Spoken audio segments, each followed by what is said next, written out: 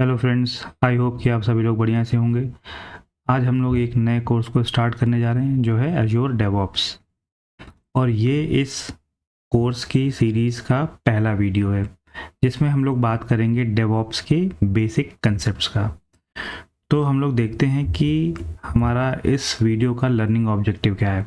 तो सबसे पहले हम लोग बात करेंगे कि traditional software development life cycle model क्या होता था जिसमें कि हम लोग और किस तरीके से हम लोग पहले लेगेसी एप्लीकेशन डेवलपमेंट करते थे या सॉफ्टवेयर डेवलपमेंट करते थे। देन एजाइल मेथड क्या होता है उसको समझेंगे। फिर डेवऑप्स क्या है, डेवऑप्स टूल्स, डेवऑप्स के अंदर कौन कौन से टूल्स होते हैं जो कि हमें डेवलपमेंट में version control, source control, continuous integration, deployment, monitoring के लिए एंड सो ऑन के लिए हम लोग यूज़ करते हैं, राइट। लाइफ साइकिल, डेवऑप्स की लाइफ साइकिल के कौन कौन से फेजेस होते हैं जिसमें कि प्रॉपर उस फेजेस के थ्रू हमारी एप्लीकेशन फाइनली जा करके रिलीज़ होती है या हम लोग उसको डेवलप करते हैं एंड फाइनली रिलीज़ करते हैं, ठीक है। बेस्ट प्रैक्टिसेस डेवऑप्स के अंदर में कौन कौन सी होती हैं जो आपको हमेशा इम्प्लीमेंट करनी चाहिए, right. Periodic table of DevOps क्या है जिसके अंदर हम लोग समझेंगे या देखेंगे कि कौन कौन से वेरियस टूल्स हैं जो कि डिफरेंट डिफरेंट पर्पज़ के लिए यूज़ होता है, डेवऑप्स के क्या बेनिफिट्स होते हैं और आपको डेवऑप्स आज की डेट में क्यों सीखनी चाहिए, राइट। क्या बेनिफिट्स हैं अगर आप सीख लेते हैं एज अ लेट्स से कि आप आज फ्रेशर हैं या 2-4 साल एक्सपीरियंस, मिड एक्सपीरियंस या हायर एक्सपीरियंस के इंजीनियर हैं, डेवलपर हैं, राइट, सॉफ्टवेयर इंजीनियर हैं। तो डेवऑप्स अगर आप एज अ स्किल अपनी प्रोफेशनल प्रोफाइल में ऐड करते हैं तो आपको क्या बेनिफिट्स होंगे, करेक्ट। तो चलिए वीडियो को स्टार्ट करते हैं। तो सबसे पहले हम समझते हैं कि हमारा जो traditional software development life cycle model, यानी कि जिसको हम लोग वाटरफॉल भी कहते हैं, इसमें हमारा कोई भी एप्लीकेशन या सॉफ्टवेयर कैसे डेवलप होता था, राइट। और इसको इसलिए भी जानना ज़रूरी है क्योंकि ओवर द टाइम हमारे सॉफ्टवेयर डेवलपमेंट की जो मेथोलॉजी है वो कैसे कैसे चेंज हुई और कैसे एक स्लो, अगर मैं कंपैरेटिवली बात करूं तो एक slow release of the application और सॉफ्टवेयर से हम लोग कैसे रैपिड और fast releases of the application और द फीचर्स पे हम लोग कैसे पहुंच पाए, राइट। और उसके अंदर हमने डेवऑप्स के प्रोसेस को कैसे अडेप्ट किया जिसने हमें हेल्प किया faster go to market of my application और द सॉफ्टवेयर, राइट। कैसे उसने हमें हेल्प किया frequent releases of the application में। तो सबसे पहले बात करते हैं वाटरफॉल मॉडल की। तो पहले क्या होता था कि कोई भी एप्लीकेशन या सॉफ्टवेयर अगर हम लोग बनाना स्टार्ट करते थे तो सबसे पहले ऑब्वियसली फर्स्ट पॉइंट होता था रिक्वायरमेंट। हमें रिक्वायरमेंट की, बिजनेस रिक्वायरमेंट क्या है, कस्टमर की रिक्वायरमेंट क्या है, कैसा सॉफ्टवेयर कस्टमर को चाहिए, ये हमें चाहिए रहता था, राइट। तो रिक्वायरमेंट गैदर करती थी एक स्पेसिफिक टीम होती थी जिसमें कि बिजनेस एनालिस्ट या आर्किटेक्ट वगैरह होते थे या टीम लीड भी हो सकते थे, डेवलपर्स भी हो सकते थे। तो एक ये स्पेसिफिक टीम होती थी जिनको कि बिजनेस पर्सपेक्टिव या फंक्शनल अंडरस्टैंडिंग होती थी, ठीक है, फंक्शनल अंडरस्टैंडिंग होती थी उस पर्टिकुलर डोमेन, सॉफ्टवेयर डोमेन की, राइट। तो फर्स्ट फेज में हम लोग रिक्वायरमेंट गैदर करते थे, रिस्पेक्टिव डॉक्यूमेंट्स बनते थे इनके, ठीक है। देन एक बार जब ये डॉक्यूमेंटेशन फाइनलाइज हो जाता था, कस्टमर को दिखाया जाता था, देन कस्टमर से जब अप्रूवल ओके हो जाता था कि yes this is my requirement, then जा करके फिर जो डेवलपमेंट टीम है वो डिज़ाइन स्टार्ट करती थी। वो फंक्शनल डिज़ाइन हो गया, आर्किटेक्चरल डिज़ाइन हो गया उस सॉफ्टवेयर का या एप्लीकेशन का, फिर वो डिज़ाइन बनाते थे जिसमें डिफरेंट डिफरेंट आर्किटेक्चर होते थे एंड डिफरेंट डिफरेंट डॉक्यूमेंट्स भी होते थे कि डेटा कैसे फ्लो करेगा, डीएफडी डायग्राम और डेटाबेस का स्कीमा डायग्राम कैसे रहेगा एंड सो ऑन, राइट। एक बार जब डायग्राम फाइनलाइज हो जाता था, जब यहाँ पे डायग्राम भी हमारे डिज़ाइंस वगैरह जब फाइनलाइज हो जाते थे, ओके हो जाते थे, देन हमारी जो डेवलपमेंट टीम है, जो डेव टीम है, वो डेवलपमेंट स्टार्ट करती थी। और ये जितने भी फेजेस आप देख रहे हैं, right, until requirement complete freeze नहीं हुई, डिज़ाइन वाले फेज पे हम लोग नहीं जाते थे, नहीं जा पाते थे, जब तक कि डिज़ाइन फाइनलाइज नहीं हुआ उस सॉफ्टवेयर का, architecture design, database design, right, और फर्दर स्पेसिफिक जो और डिज़ाइन होते थे जब तक नहीं होते थे, तब तक कि डेवलपमेंट टीम उस पर वर्कआउट या काम करना स्टार्ट नहीं कर पाती थी, राइट।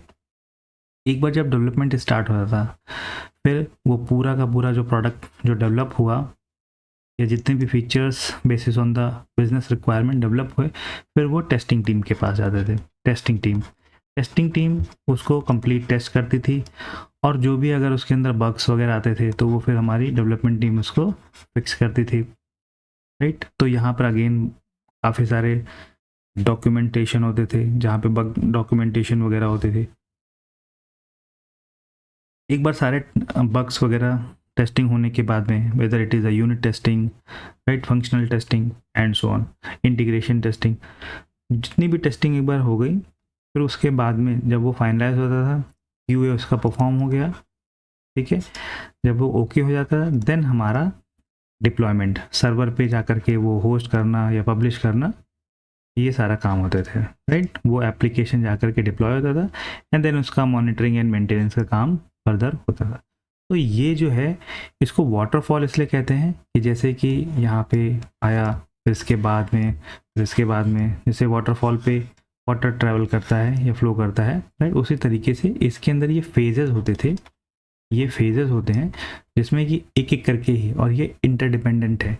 मीन्स अनलेस ये कंप्लीट नहीं होगा, सेकंड फेज पे टीम नहीं जाती थी, सेकंड फेज जब तक कंप्लीट नहीं होगा थर्ड पे नहीं जाती थी, थर्ड नहीं कंप्लीट होगा फोर्थ पे नहीं जाएगी, फोर्थ नहीं कंप्लीट होगा फिफ्थ पे नहीं जाएगी। तो ये इंटरडिपेंडेंट है, और एक एक स्टेप वाइज होते थे। हर एक जो फेज़ है वो पहले अगर कंप्लीट होगा तभी दूसरे फेज़ पे हम लोग मूव कर पाते थे, और ये एक तरीके से सिक्वेंशियल मॉडल में या सिक्वेंशियल पैटर्न में ये क्या होता था, पूरा का पूरा जो एप्लीकेशन या सॉफ्टवेयर का जो डेवलपमेंट है वो ब्रेकआउट होता था, ठीक है, उसको ब्रेक किया जाता था। ओके, तो इसके अंदर चैलेंजेस क्या आते थे, इसमें होता था कि ये बहुत ही, जो भी अगर एक प्रोजेक्ट है वो, उसमें ज़्यादातर ये देखा जाता था कि इसके अंदर रिस्क एंड अनसर्टेनिटी बहुत ही हायर लेवल पे होती थी, कि किसी भी, हो सकता है कि यहाँ तक आते आते, टेस्टिंग तक आते आते हो सकता था कि ऊपर की रिक्वायरमेंट्स बिजनेस यूज़र ने चेंज कर दी, राइट। फिर यहाँ पे बहुत डिफ़िकल्ट हो जाता था इसको जा करके फिर से डिज़ाइन में चेंजेस करना, डेवलपमेंट करना, फिर उसको टेस्ट फेज पे लाना, राइट। तो ये रिस्की एंड अनसर्टेन एक तरीके से ये मॉडल होता था, और ये बहुत टाइम टेकिंग भी हो सकता था। एक अगर मान लो कि आप, एक बड़ा सा प्रोजेक्ट है जहाँ पे इनिशियली रिक्वायरमेंट ड्राफ्ट हुई, right, and over the time वहाँ रिक्वायरमेंट चेंज होगी, तो इसमें चेंजेस कर पाना, ये चेंज को अडेप्ट कर पाने में ये मॉडल जो था बहुत ज़्यादा रोबस्ट नहीं था, राइट। इसके अंदर क्या होता था कि विजिबिलिटी की कमी होती थी, मींस यहाँ पे जो भी एक्टिविटी हो रही होगी या यहाँ पे हो रही थी, वो नेक्स्ट जो टीम है उनको कुछ भी आइडिया नहीं होता था, नहीं चल पाता था, या बहुत कम आइडिया रह पाता था। तो विजिबिलिटी जो है इंटर टीम्स में जो होती थी वो बहुत कम होती थी कि अभी इस प्रोजेक्ट के अंदर में क्या चल रहा है। और ये मॉडल जो है ये उन प्रोजेक्ट्स के लिए, उन रिक्वायरमेंट्स के लिए, उन प्रोजेक्ट्स के लिए सुटेबल नहीं होता था जहाँ पे कि रिक्वायरमेंट कॉन्टीन्यूसली चेंज होती जा रही है, राइट। टेस्ट, जैसे कि मैंने बताया, टेस्टिंग फेज में आते आते अगर रिक्वायरमेंट चेंज हो गई, डेवलपमेंट फिर से रीडिज़ाइनिंग करनी पड़ेगी, रीडेवलपमेंट करना पड़ेगा, टेस्टिंग, तो ये सारे तो टेस्टिंग फेज में आने के बाद में उसको चेंजेस कर पाना, राइट, वो डिफ़िकल्ट होता था, राइट। और किसी भी बड़े प्रोजेक्ट के लिए जो कि मल्टी ईयर्स के हो सकते थे, 1 साल 2 साल 5 साल, उनके लिए तो ये बिल्कुल भी सूटेबल नहीं होते थे। और बहुत बार ऐसा देखा गया है कि वो प्रोजेक्ट आते आते, डिप्लॉयमेंट फेज में आते आते क्या होता था, वो स्क्रैप हो जाता था। बहुत सारे ऐसे केसेस मैंने भी अपनी ऑर्गेनाइजेशन में ऐसे देखे हैं, राइट, कि आते आते कस्टमर की रिक्वायरमेंट चेंज हो गई और बहुत टाइम हो गया, और ओवर द टाइम क्या हो गया, टेक्नोलॉजी ग्रो कर गई, कस्टमर रिक्वायरमेंट, कस्टमर की एक्सपेक्टेशन ग्रो हो गई एक प्रोडक्ट के अगेंस्ट, राइट, उसकी यूजिबिलिटी किस तरीके से होगी। तो क्योंकि आईटी आपको मालूम है कि बहुत रैपिडली चेंज होता है, टेक्नोलॉजी नई नई आती रहती है, बहुत चेंज रैपिडली, राइट।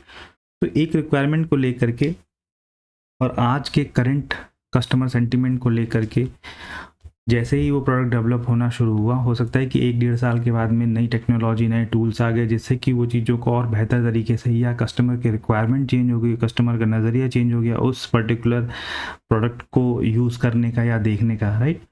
तो इसलिए ये जो लार्ज और कॉम्प्लेक्स प्रोजेक्ट के लिए ये सुटेबल नहीं माना जाता इस मॉडल को, राइट। तो ये इसके अंदर चैलेंजेस थे, या एक तरीके से इसके कॉन्स वाले पार्ट अगर मैं बोलूँ तो ये होते थे, राइट।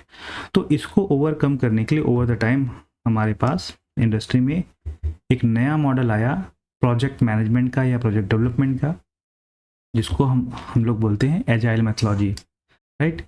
इसके अंदर क्या होता है कि पूरे के पूरे प्रोजेक्ट को, राइट, पूरे के पूरे सॉफ्टवेयर डेवलपमेंट जो हमारी एक्टिविटी है उसको छोटे छोटे पार्ट्स में, इंक्रीमेंटल आइटरेटिव पार्ट में ब्रेक कर दिया जाता है, राइट। तो एक साथ रिक्वायरमेंट गैदरिंग नहीं होती है, कोई ज़रूरी नहीं कि एक साथ सारी रिक्वायरमेंट गैदरिंग हो, रादर कि इसमें जितनी भी रिक्वायरमेंट्स हैं वो हो सकता है कि जो प्रोडक्ट ओनर हैं टीम के साथ में बैठ करके उन्होंने लिस्ट डाउन किया, और उसके अंदर से कुछ जो प्रायोरिटीज़ की बेसिस पे हो सकता है कि ये 3 फर्स्ट फेज में कस्टमर कहता है कि I am okay with these 3 features, right. फिर हो सकता है कि नेक्स्ट 2 आप फेज 2 में डाल दीजिए,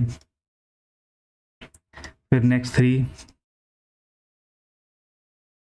आप फेज 3 में डाल दीजिए, राइट। तो इस तरीके से क्या होता है कि पूरे प्रोजेक्ट को इंक्रीमेंटल एंड आइटरेटिव स्टेप्स में ब्रेक करके कंप्लीट किया जाता है एजाइल मेथड के अंदर में।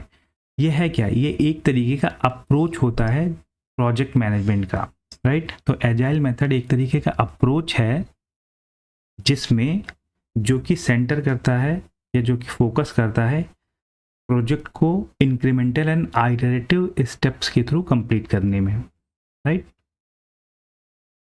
और ये क्या होता है कि इसमें जो जितने भी हमारे इंक्रीमेंटल पार्ट होते हैं वो शॉर्ट टर्म्स, या तो 1 वीक का रिलीज होगा या 2 वीक का, जनरली इंडस्ट्री के अंदर में 2 वीक्स के रिलीज रखे जाते हैं, राइट। तो इसके अंदर हो सकता है कि रिक्वायरमेंट्स 100 रिक्वायरमेंट्स हैं, 5 रिक्वायरमेंट्स अगले 2 वीक्स में, 5 रिक्वायरमेंट, 6 रिक्वायरमेंट, 4 रिक्वायरमेंट, ऐसे ऐसे कर करके एवरी 2 वीक में कुछ ना कुछ रिलीज आता है, कुछ ना कुछ फंक्शनल एक्टिविटीज़ या फीचर्स उस सॉफ्टवेयर के अंदर में रिलीज किया जाता है, राइट। ये एजाइल अप्रोच ये चीज़ हमें बताता है कि इस तरीके से आप प्रोजेक्ट को करिए, राइट। आप अपने पूरे डेवलपमेंट को एक डेवलपमेंट फेज में ना करके मल्टीपल साइकिल्स में ब्रेक कर दीजिए, ठीक है। तो ये हमें क्या बेनिफिट देता है इससे, तो इससे हमारी डिलीवरी जो है वो क्विक होती रहती है। ऐसा नहीं कि सारी एक साथ हो गई, बट कुछ ना कुछ वर्किंग फीचर्स हमें जो है वो क्विकली एवरी बाई वीक्स में हमको मिलते रहते हैं, राइट। हो सकता है कि जो भी इम्पॉर्टेंट हैं फीचर्स वो हमने पहले प्रायोरिटाइज किया, और जो लेस इम्पॉर्टेंट हैं, राइट, वो हम ओवर द टाइम बाद में भी हम ले सकते हैं। तो इस तरीके से हमको quick delivery of the features मिलता रहता है।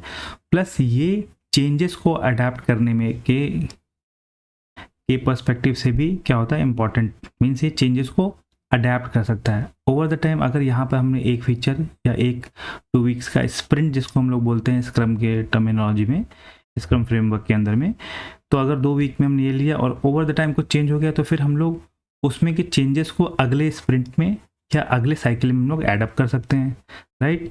उसमें कुछ चेंजेस हुआ तो उसको अगले में हम लोग एडअप कर सकते हैं, एंड फिर वो रिलीज़ यहाँ पर जाकर के रिलीज़ हो सकता है मेरा, राइट। वो फीचर न्यू अपडेटेड या चेंजेस अगर आए हैं कस्टमर के साइड से, तो उसको हम लोग नेक्स्ट साइकिल में ऐड करके रिलीज़ कर लेते हैं, या उस फेज़ में डाल देते हैं, उस साइकिल में डाल देते हैं जहाँ पर उसकी ज़रूरत होती है, राइट।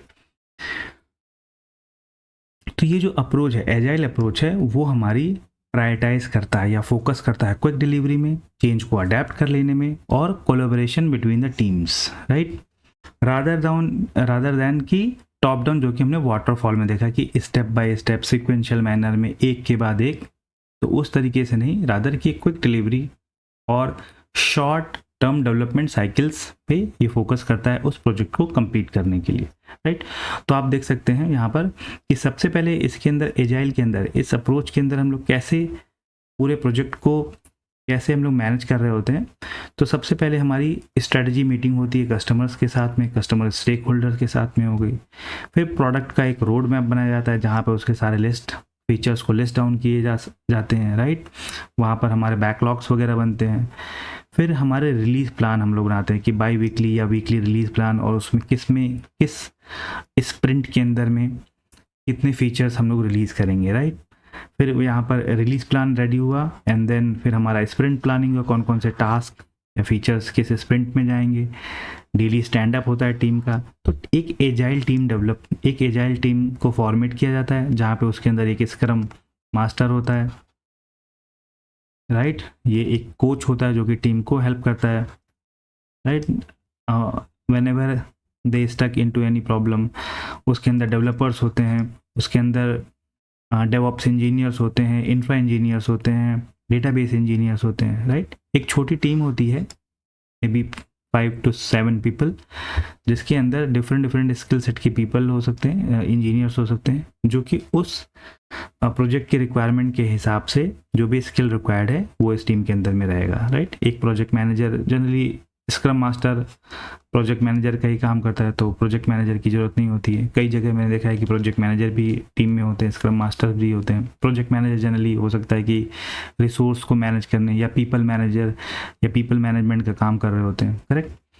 तो डेली स्टैंड अप में कि आज हम क्या करने वाले हैं, हमने कल क्या किया, कोई इम्पेडिमेंट आया, कुछ प्रॉब्लम इशू आया, उस चीज़ को क्विकली टीम डिस्कस करती है 10-15 मिनट के अंदर में, and then they pick and choose. तो एक डेवलपर है, वो स्प्रिंट प्लानिंग जो भी होगी, जो भी प्रोडक्ट ओनर या स्क्रम मास्टर ने मिलकर के पहले किया होगा, राइट, या प्रोजेक्ट मैनेजर ने मिलकर के पहले प्लान किया होगा, वो सारे स्प्रिंट्स में डाल देते हैं, और डेवलपर्स वहाँ से अपने हिसाब से पिक करते रहते हैं टास्क को, राइट। तो हो सकता है डेवलपर 1 ने ये किया, डेवलपर 2 ने दूसरा टास्क लिया, एंड सो ऑन। इस तरीके से जो स्प्रिंट प्लानिंग की जाती है उसके अंदर से वो टास्क लेते रहते हैं और उसको कंप्लीट करते जाते हैं, करेक्ट। सेम टाइम पे इसमें टेस्टर जो होता है वो टेस्टिंग कर करके जो भी बग्स हैं वो बताता है डेवलपर को, और डेवलपर्स उस बग्स को सेम साइकिल के अंदर में, रिलीज साइकिल के अंदर में फिक्स करके रिलीज करते हैं, ठीक है। जब वो स्प्रिंट रिलीज हो जाता है तो उसके बाद में एक रिव्यू का फेज होता है, राइट। रिव्यू किया जाता है कि इसमें इसके अंदर हमने क्या काम किया या क्या फीडबैक्स हैं इंटरनल टीम्स के, राइट, वो सारी चीज़ें। एंड देन स्प्रिंट रेट्रोस्पेक्टिव में क्या होता है कि हमने इस स्प्रिंट के अंदर क्या अचीव किया, एंड देन हमारा नेक्स्ट स्प्रिंट के अंदर हम लोग क्या काम करेंगे, राइट।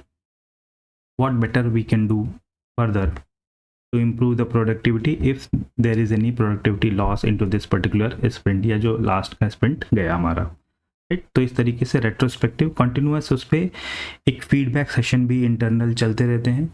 कस्टमर के साथ भी हो सकता है, जो प्रोडक्ट ओनर है उनके साथ भी हो सकता है, स्टेक होल्डर्स के साथ में भी हो सकता है। एंड देन अगेन फिर से हमारी स्ट्रेटजी मीटिंग एंड प्लानिंग। तो ये एक तरीके से आइटरेटिव, ये कंटिन्यूअस सर्कुलर, ये क्या होता है, कंटिन्यूअस चलता रहता है हर एक स्प्रिंट या हर एक डेवलपमेंट साइकिल के अंदर में। इसके अंदर चैलेंजेस क्या आते हैं कि